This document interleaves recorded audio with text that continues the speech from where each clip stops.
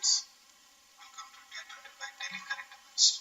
Today first news is Chinese using Indian roads for trespass. Nomads were asked to vacate traditional grazing areas in Demchok, says Ladakh village head. Nomads means the people who doesn't have a fixed habitation. They move here and there for their livelihood. Here you can see a screen grab of the video taken by Urgen Swayang near Demchok on December 10th. As India and China started the ninth round of COP's commander talks on Sunday to address the 9-month-long standoff along the LAC, the eastern Ladakh, the head of one of the border villages claimed that Chinese vehicles were using Indians' road to enter the Indian territory. Chinese vehicles are using to enter the Indian roads to enter the Indian territory. Vehicles turned away. Urgen Sevang, the Nambardar village head of the Koil Kakchum, one of the last settlements in the Demchok sector, shared a video with the Hindu newspaper, the news which is from Daily Hindu newspaper, dated December 16, 2020, where two Chinese vehicles are seen being turned away by a group of locals and security personnel. In another video dated December 10, 2020, a few Chinese civilians are seen taking photographs of the area with their vehicles parked nearby. This is about the Chinese using the Indian roads as well to enter the Indian territory. Next news. KP Sharma Oli expelled from Nepal Communist Party. Political crisis as Election Commission refuses to recognize both factions. This is between the between the own party itself, like the ruling Nepal Communist Party led by rebel leader Pushpa Kamal Dahal Prachanda and former Prime Minister Madhav Kumar Nepal expelled Prime Minister KP Sharma Oli from the party on Sunday. The decision divided the party into two groups and sparked a dispute over the party symbol, but the Election Commission declined to recognize either faction as the official party. This internal difficulties becoming so much difficult. Next, United Nations rights body calls for release of Bhima Koregaon activities. This Bhima Koregaon activities. This Bhima Koregaon is the news from January 1st, 2018 itself, because the huge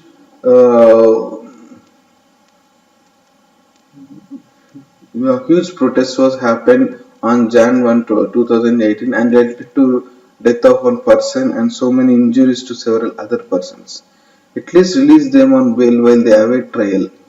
This is OCHR is saying. This is Office of the High Commissioner for Human Rights. Office of the High Commissioner for Human Rights.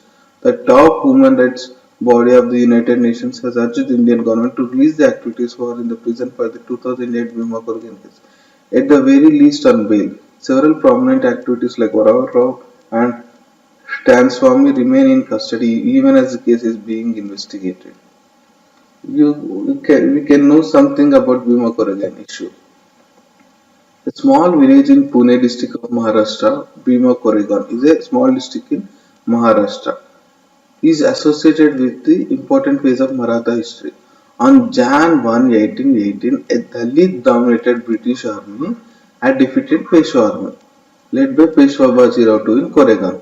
The battle attained a legendary statue for Dalits who considered the win as a victory of Mahars against the injustice perpetuated by the Peshwas. A pillar known as Vijay Stambh was installed by the East India Company in the memory of those who fought for them in the battle. It is this pillar that thousands of Dalits come to pay respect every year on Jan 1st. So what happened at Bhima Koregaon on January 1, 2018? 2018 marked as the 200th year of battle and hence there was a large gathering at Bhima Koregaon as compared to the previous years. During the celebrations, there were violent clashes between the Dalit and Maratha groups, resulting in the death of at least one person and injuries to several others. Tensions started simmering on December 29, 2013, the day Govind Gopal Mahar's memorial was found desecrated. The incident found mention in the Elgar Parishad, a big public conference organized by Dalit and Bahujan groups on December 31, 2017. Police alleged that inflammatory speeches were made in the event and that led to the violence next day. So inflammatory speeches led to the all these issues. So they arrested so many activists. Next, terror groups in Pakistan switch to new messaging apps. They have the ability to work with slowest net connections. Amid a raging debate over the data privacy while using messaging platforms such as WhatsApp, terrorist groups and their handlers from Pakistan were switching into new applications, including one developed by Turkish company, officials here said. The three new apps came to light from evidence collected following encounters with terrorists or from details provided by those who surrendered before the army about the mode of radicalization by the group, they said. The names of the messaging apps have been withheld for security reasons. While one of the apps is owned by a company based in the US, the second is from Europe. The latest is an app developed by a Turkish company, frequently used by the handlers and their prospective recruits in the valley. These are the apps which can work with the slowest net connections. Next, government has taken many steps to empower the girl child. As yesterday is the National Girl Child Day, Modi tweeted this. The central government has undertaken many initiatives that focus on empowering the girl child, including access to education, better health care, improving gender sensitivity. Prime Minister Maharani said on National Girl Child Day on Sunday. India celebrates National Girl Child Day, an initiative of the Minister of Women and Child Development every year on Jan 24. On National Girl Child Day, we salute our Desh Ki Beti and the accomplishments in various fields, Mr. Modi said in a tweet. Today is also a day to specially appreciate all those working towards empowerment the girl child, ensuring she leads a life, dignity and opportunity, the Prime Minister said in another tweet. Okay, next. Poll panel to launch e-Epic today. Electors will be able to download electron versions of Elector Photo Identity Card or e-Epic from Monday, with the Election Commission launching it during the National Voter Day celebrations. The EC said in a statement on Sunday that Law Minister Ravi Shankar Prasad would hand over the e-Epics to 5 new voters at the function. Okay, this is we can download the e-electoral voter card. E-electoral voter card. Okay? Voter card. Next, Sundarbans is home to 428 species of birds, says Geological Society of India. Survey of India, sorry. 1 in 3 species in India have been found in the unique ecosystem, with some of them exclusively to the region. A Terex sandpiper, the area is home to the number of rare species. The Indian Sundarbans, which is a part of the largest mangrove forest in the world, is home to 428 species of birds, a recent publication of the Geological Survey of India said. Sundarban Western Reserve is located in West Bengal. Okay. These are for the news. And next. US vows support to Taiwan as Chinese incursions ended day 2. Aircraft carrier enters South China Sea to promote freedom of the seas. A file photo. A total of 15 Chinese aircraft, including 12 fighter jets, entered the southwestern corner of Taiwan's air defense identification zone on Sunday, the island's defense minister said, the second day of incursions by China. A map provided by the ministry showed the Chinese aircraft again flew into between the southern part of the Taiwan and Taiwan controlled parts island in South China Sea. Okay, this is some difficulties between the Taiwan and China always. Next, Russia is saying US is interfering in domestic affairs.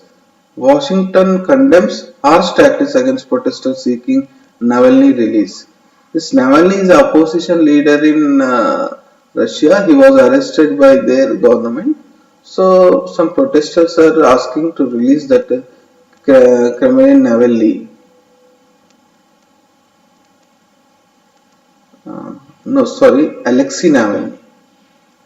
Okay, the opposition leader Alexei Navalny. Next, Johnson presses Biden for new trade deal. US had signaled it had no set timeline for such pact as a focus in the pandemic. British Prime Minister Boris Johnson made clear to President Joe Biden on Saturday that he is eager to forge a new US-UK trade deal. Boris Johnson asking for a new US-UK trade deal. But Biden has no timeline because his focus is on the pandemic. Today's last news is Italy to take legal action against vaccine makers over delays. Italy will take legal action against Pfizer and AstraZeneca over delays in deliveries of COVID-19 vaccines to secure agreed supplies rather than seek damages, Foreign Minister Luigi Di Maio said on Sunday. This is about if there is any delay in vaccines, they are going to take actions on the supplies. These are today's daily news and current affairs. Thank you very much for watching. Please comment, subscribe and share. We'll meet again in tomorrow daily news and current affairs.